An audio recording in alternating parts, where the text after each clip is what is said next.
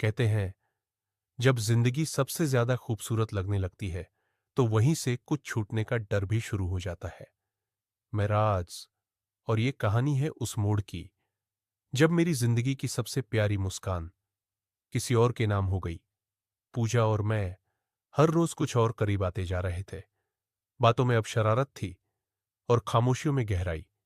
लेकिन शायद हम दोनों ही भूल गए थे कि मोहब्बत की दुनिया असल दुनिया से बहुत अलग होती है।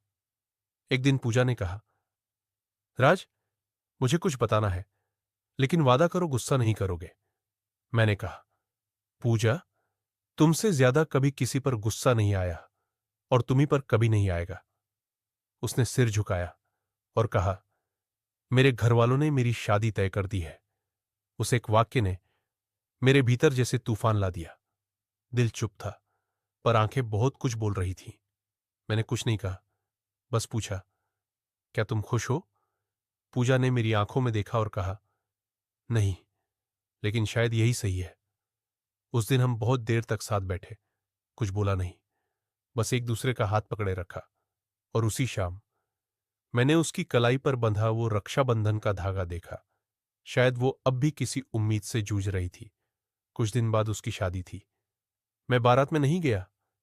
हां, छत से उसकी विदाई जरूर देखी थी। सफेद सूट में वो परी जैसी लग रही थी।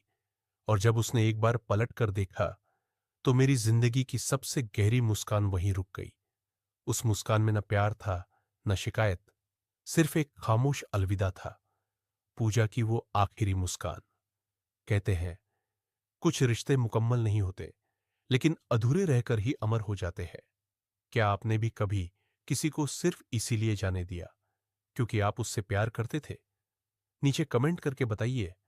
और मिली अगले भाग में, जब 10 साल बाद पूजा फिर से मिली। मैं हूं राज, और ये थी मेरी मोहब्बत की दूसरी अधूरी दास्तान। धन्यवाद।